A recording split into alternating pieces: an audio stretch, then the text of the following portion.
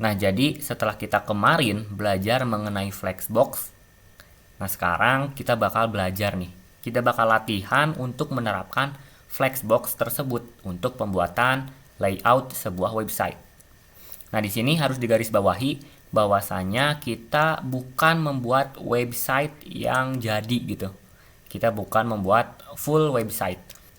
Melainkan kita hanya akan latihan membuat layout website menggunakan Flexbox yang sudah kita pelajari di beberapa video kemarin. Tapi yang tentunya layout yang bakal kita bikin ini, layout websitenya itu bakal responsif. Untuk pembuatan website jadi ya, untuk pembuatan website yang responsif itu kita nanti deh. Kita belajar dulu pelan-pelan. Kita belajar untuk membuat layout website yang responsif dulu sebelum kita belajar membuat website yang full website gitu. Nah, jadi kalau misalkan kalian sudah siap, mari kita bikin layout website responsif dengan menggunakan teknik Flexbox. Nah, di sini saya bakal review dulu. Di sebelah kiri saya ini ada HTML yang masih biasa aja, basic template HTML biasa. Ini belum apa-apa. Dan di sebelah kanan saya ada CSS yang baru saya reset ya, dengan semua elemen HTML-nya pakai bintang, atur padding sama marginnya itu 0 ya. Jadi bintang ini untuk semua elemen pada HTML. Oke. Nah, terus di sini juga HTML dan CSS-nya belum saya hubungkan. Di sini kita hubungkan aja bareng-bareng pakai tag link href style.css. Kenapa style.css? Karena ini nama dari file CSS-nya. Oke. Nah, terus di sini saya bakal bikin sebuah tag section. Ya, terserah kalian mau section, mau div, itu terserah kalian. Ya, di sini saya kasih section ini class. Kelasnya container. Seperti ini. Ya, di sini kita bikin layout websitenya yang sederhana aja ya. Jadi saya pengennya nanti di sebelah kiri itu ada sebuah sidebar yang berupa navigasi ya. Terus di tengah-tengah nanti akan ada artikel, dan di sebelah kanan itu nanti bakal ada kayak profil penulis gitulah. Jadi simple aja untuk layoutnya. Oke. Nah, jadi tadi ada 3 ya, sidebar. Oke. Terus ke bawah lagi div, terus kelasnya misalkan artikel atau bisa pakai main seperti ini. Div lagi, terus misalkan tentang penulis seperti ini. Oke. Nah, kalian bisa lakuin seperti ini pakai div ya, pakai div 3 seperti ini. Tapi kalau misalkan kalian pengen pakai teknik yang namanya semantik HTML, itu kalian jangan lakuin seperti ini. Tapi gini pun gak apa-apa. Tapi kalau misalkan kalian pengen pakai semantik HTML, itu kalian pakai yang namanya aside. Ya, jadi istilahnya tag aside ini dikhususkan untuk pembuatan sidebar gitu.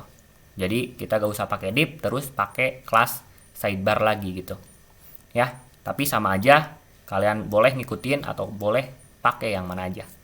Terus yang di kelas mainnya saya pengen kasih main seperti ini. Oke. Yang ininya biarin aja. Nah, di sini ada sidebar, main, dan tentang penulis. Di sidebar saya tadi bilang kalau misalkan di sidebar saya pengennya ada list untuk link ya. Jadi seperti ini misalkan home. Simple aja. Terus misalkan about, terus sama kontak. Oke. Nah, terus di mainnya ini saya kasih 1. Di sini memuat tentang artikel, judul artikel. Terus P lorem aja biasa, loremnya 1 kali aja dulu. Gak apa. Terus tentang penulis. Di sini saya pengen memuat foto atau logo saya ya. Jadi tentang penulis kan biasanya suka ada tuh tertera foto dari penulis tersebut gitu. Nah, di sini juga saya pengen pakai foto logo saya. Logo .jpeg. Nah, seperti ini. Oke. Kita atur segini aja dulu ya untuk CSS-nya. Biarin dulu segini. Terus kita open in browser. Nah, maka nanti tampilannya bakal seperti ini. Oke, nah kita bakal atur-atur nih supaya nanti si listnya itu ada di kiri, bener di sini. Si judul artikelnya itu ada di tengah, dan nanti gambar ininya, logo saya bakal ada di sebelah kanan sini. Oke, kita bakal atur tentunya pakai teknik yang namanya teknik Flexbox. Nah, jadi ingat ya, untuk menggunakan flex atau untuk menggunakan teknik Flexbox, kita harus definisikan dulu yang mana flex kontainernya. Ya. Nah, jadi kita bakal bikin section class container ini menjadi flex kontainernya. Oke. Nah, jadi gampang aja, tinggal section titik container. Sorry, di sini container. Ya. Section yang kelasnya container, kita bikin display flex. Seperti ini. Lihat perubahannya di browser. Refresh. Nah, dia sudah bakal ngejajar nih. Enggak ke bawah seperti tadi. Ya. Nah, tapi ini masih kurang rapi. Dimana tentang penulisnya ini logo kegedean nih. Ya. Ini logonya kegedean. Si tentang penulisnya, bagian tentang penulisnya itu terlalu besar. Seharusnya main ini, artikel ini yang ukurannya lebih gede dari komponen yang lain. Oke. Nah, ini sebenarnya kalian bisa atur aja di sini. IMG-nya kalian pakai atribut width ya, misalkan 100. Bisa pakai pixel atau tanpa pixel seperti ini, bebas. Refresh. Nah, maka sekarang gambarnya bakal kecil dan artikelnya sekarang jadi lebih gede nih. Ya. Nah, tapi sekarang kalau misalkan di sini saya kasih H3. Ini nama penulis, bukan H1, H3. Ya, ini misalkan nama penulisnya nih. Alope Coding Room, seperti ini. Oke, terus misalkan kan pasti ada profil penulisnya ya. Di sini misalkan Lorem. Gak usah panjang-panjang, misalkan segini aja dulu. Nah, segini aja dulu. Oke. Refresh. Nah, maka sekarang profil penulisnya ukurannya udah lebih gede. Ya. Ini karena konten di tentang penulis itu ada banyak. Nah, dan ini kalau misalkan kita makin banyak lagi kontennya di tentang penulis, pasti dia bakal semakin kanan nantinya. Ya. Nah, jadi ini kita bakal atasi di sini. Kita tinggal atur aja ukuran dari aside misalkan. Ya, ukuran dari tiap-tiap komponennya. Komponen aside kita atur ukurannya berapa, komponen main kita atur ukurannya berapa, dan komponen tentang penulis kita atur ukurannya mau berapa. Ya. Ingat, kalian bisa pakai width seperti ini. Saya bakal pakai width aja dulu. Misalkan width ukurannya 20% mungkin, 20% dari ukuran layar. Terus saya copy aja. Copy. Terus main ukurannya mungkin 70% atau 50%. Dan saya pengen si div yang tentang penulis itu ukurannya 30%. Kita pastiin 50 tambah 20 70 ya, jadinya 70 tambah 30 jadi 100%. Jadi pas nih. Oke. Nah, saya sudah save. Coba saya lihat di browser. Refresh. Nah, sekarang berubah nih ukurannya. Ya. Nah, sekarang nih kalau misalkan saya kasih konten lagi di dalam tentang penulis. Saya kasih konten lagi dalam tentang penulis. Ini caranya pakai Ctrl C aja misalkan yang banyak. Terus tambahin lorem di sini. Nah, sekarang komponen tentang penulis kontennya ada banyak, ya. Kalau misalkan saya refresh, nah dia nggak bakal mengganggu ukuran dari komponennya. Dia bakal tetap ukurannya yaitu 30%. Oke, jadi sekarang sudah punya ukurannya masing-masing nih. Kalau misalkan tadi tanpa menggunakan width, itu ukurannya sesuai dengan konten yang ada di dalamnya. Semakin banyak kontennya, maka semakin gede si ukuran dari komponen tersebut. Paham lah ya? Oke, ini hapus lagi, refresh, kembali seperti semula. Dan ini saya rasa aside-nya agak kegedean, dimana saya mungkin 100% aja, ini tambahin jadi 60. Nah, seperti ini, atau mungkin bahkan ininya 20% pun cukup, jadinya 70. Nah, seperti ini. Nah, terus tadi saya bilang, kita bisa pakai width, atau kita bisa pakai yang namanya flex basis. Ya, kita bakal coba pakai flex basis, tinggal Ctrl D aja, terus flex basis. Nah, kita tinggal pakai aja seperti ini, terus refresh, maka hasilnya sama aja. Ya, gak ada perubahan karena flex basis itu sama aja untuk ngasih ukuran ke flex items gitu. Tapi di sini saya bakal pakai flex basis saja ya, supaya lebih flex box gitu. Oke.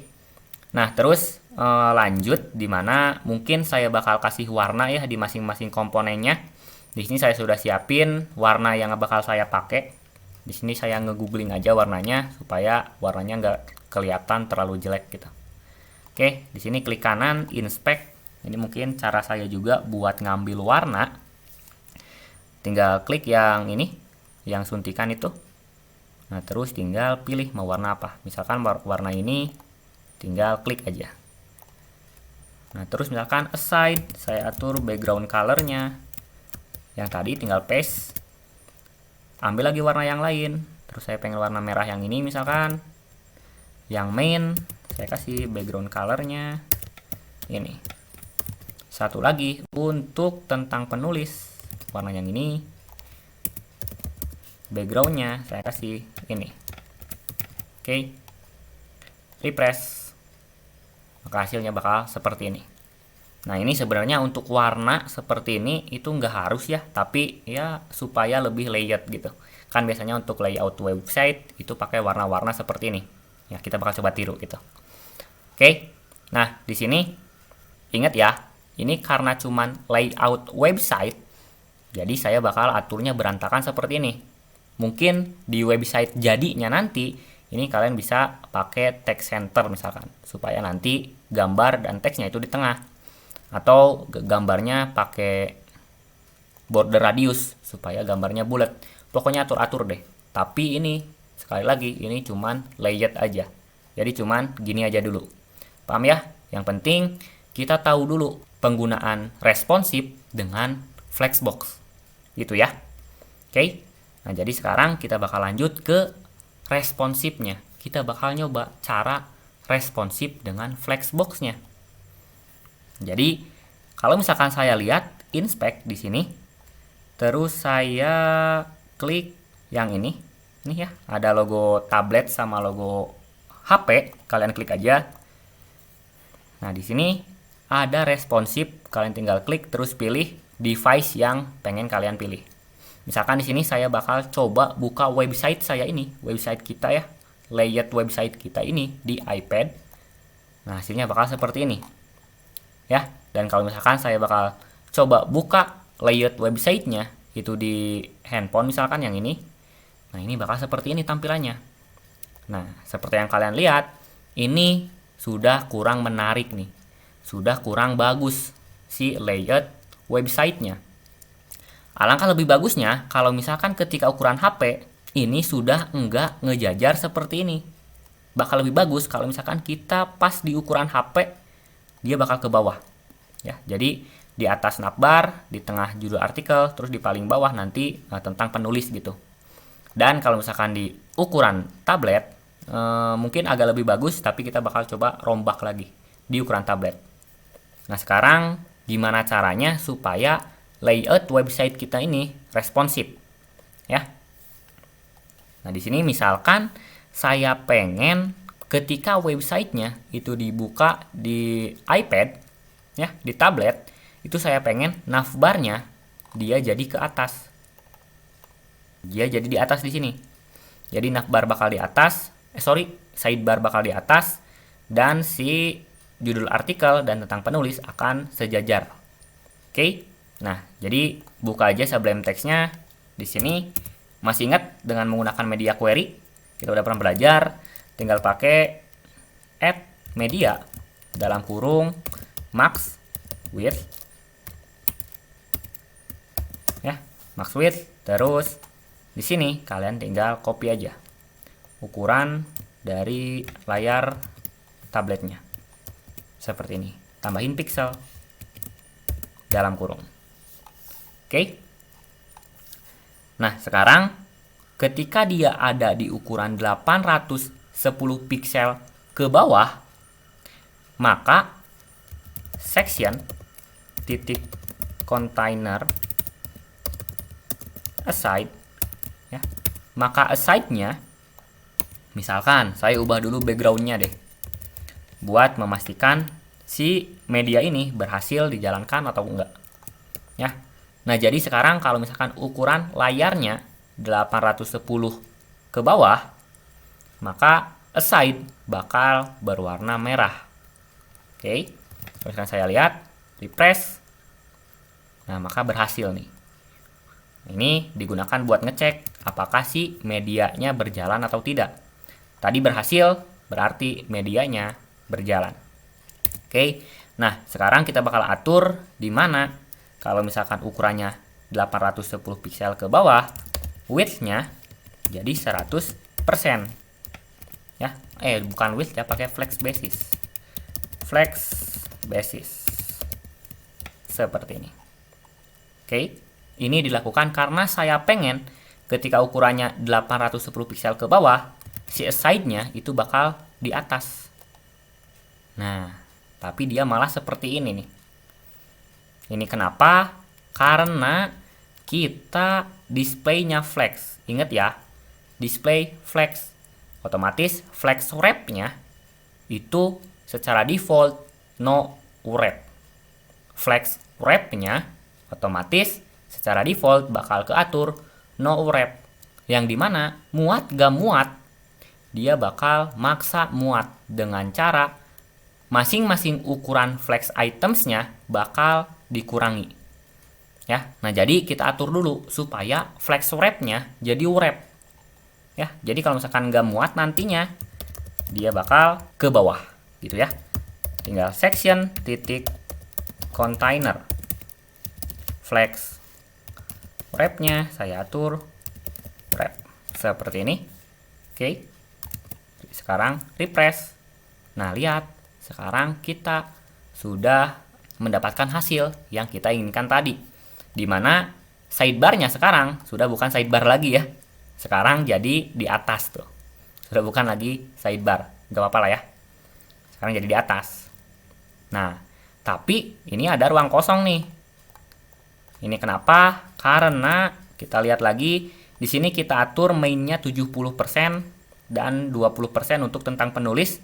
70 ditambah 20 jadi hasilnya 90, dan ini ada 10% nih bekas aside tadi yang kosong. Nah, makanya kita bakal atur di sininya, kita copy aja, paste di bawah, rapihin, hapus semua propertinya, hapus juga. Nah, kita bakal atur ulang flex basisnya, bakal atur ulang ukuran dari flex itemsnya. Yang ini berapa, misalkan yang main saya pengennya 80%, terus yang tentang penulis flex basisnya misalkan 20% ya, karena 80 tambah 20 100%. Oke. Refresh. Nah, seperti ini. Tuh. Gimana? Paham nggak sampai sini? Untuk pembuatan layout website dengan menggunakan Flexbox. Gimana? Lanjut. Semoga kalian paham lah ya. Kita bakal lanjut. Ini ukuran iPad.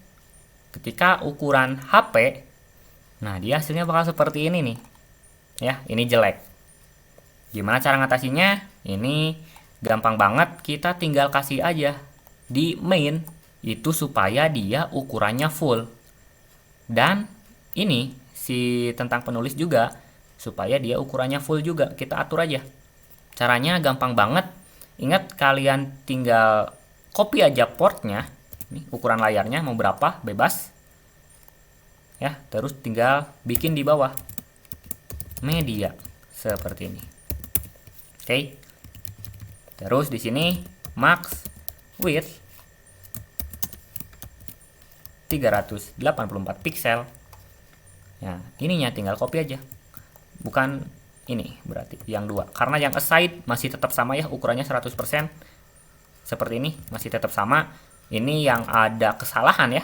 Yang ada kesalahan itu di main dan di tentang penulis nih. Nah, jadi kita butuh dua ini aja. Oke. Tab supaya rapi. Nah, sekarang di ukuran 384 pixel ke bawah, saya pengen mainnya itu 100% dan tentang penulisnya juga 100% seperti ini. Oke. Kalau misalkan saya refresh, nah sekarang dia bakal bagus nih.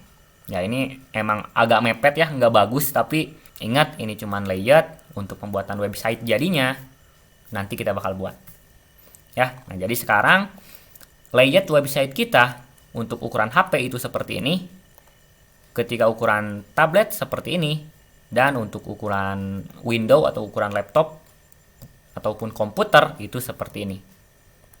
Gimana? Paham nggak?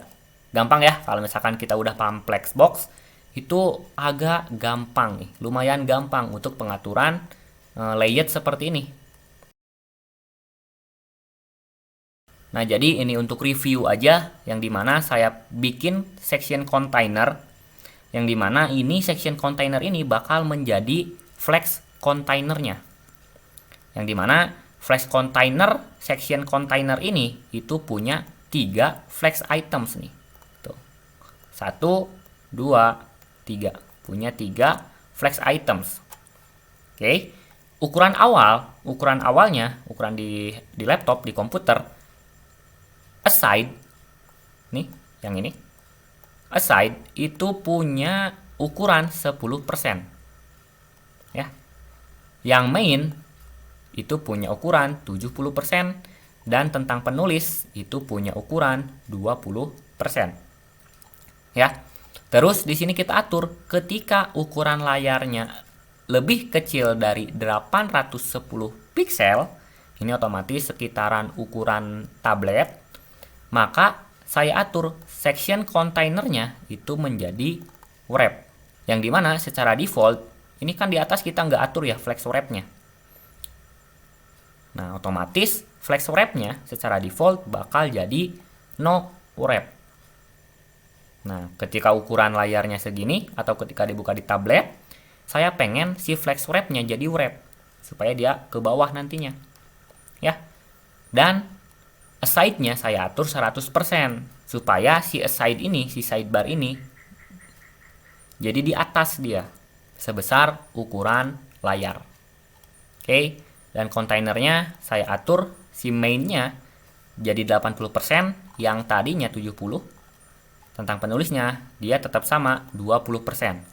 Nah, ini kan kebetulan sama nih. Sama, ini 20%, ini 20%, jadi sebenarnya ini bisa kita hapus. Nah, seperti ini.